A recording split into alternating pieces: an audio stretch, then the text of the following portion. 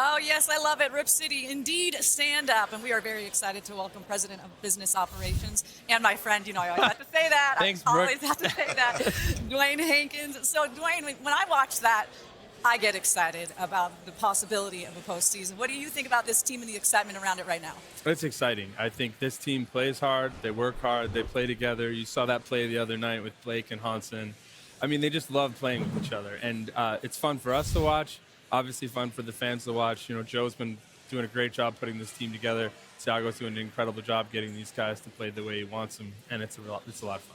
You know, Dewayne, we've heard the good news regarding the passing of Senate Bill 1501 last week.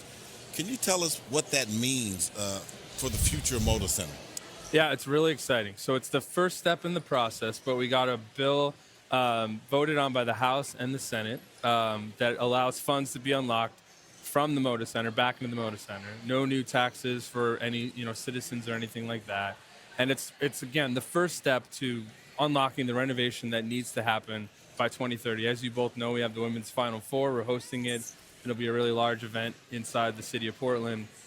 So really incredible and really exciting. And I want to thank Governor Kotek for her leadership.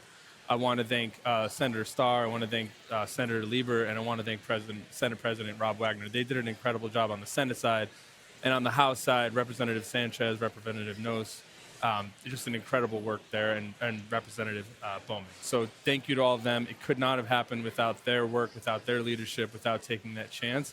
And for a bill like that to pass in the House and the Senate with bipartisan support in today's era where there's not a lot of things that people can agree on those sides, it just speaks to volumes about what the Blazers mean to this community. So renovation is an exciting word.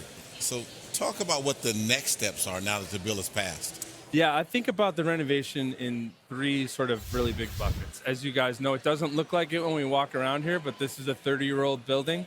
So it's got 30-year-old problems, if you will, things that need to be worked on, fixed. The team's done a really good job since the building opened, keeping the building up to date, making it feel great. But there are systems, there's seats that need to be replaced that have been there since the building opened.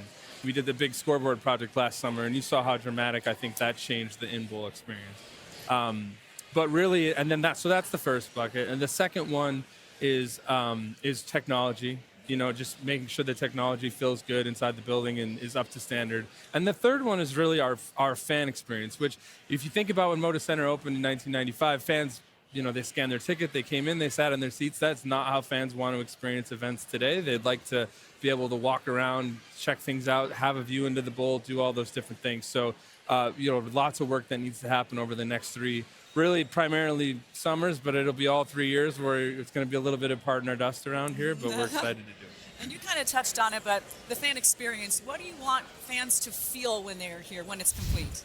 I mean, the fans already do such an incredible job creating the energy that we need in the building. So I don't want to come away from that. We're not talking reducing seating capacity. We're not talking about things like that. It's really, what are the things that can make the building feel great? There's clubs and there's spaces. There's, like I said, open views of the bowl. There's technology, scoreboards. I think what fans come into the building, they just want to feel something that's new and exciting and refreshing, and that's what we're looking to accomplish. So what can fans do, to support this process? Yeah, I mean, we're still not there. I do want to say, we've had really great conversations with the city and the county. They're the next step in this process, and we've had great conversations with them. But there's legislative actions that will need to take place at both the city and the county. So our fans can go to newmodacenter.com, check out the website, reach out to local legislators, and show their support for the team. Again, fans have already done an incredible job with this over the last few months, and we've got a little bit ways to go here, but looking forward to their support and would love to have it. Before we let you go, I just have to compliment you. How did you memorize all those representatives' names? Well, because we've been talking to them so much. I mean, you know what I mean? Like, and it's been really great. It's a new part of my job, but it's been really great to get to know these folks. I was like this. I was like, wow. That was a lot of thanking a lot of people that are really important. It takes a village. Great job. Yeah, you got it. That was awesome. Really here. So we appreciate it. Yep. We're all very excited about all of that.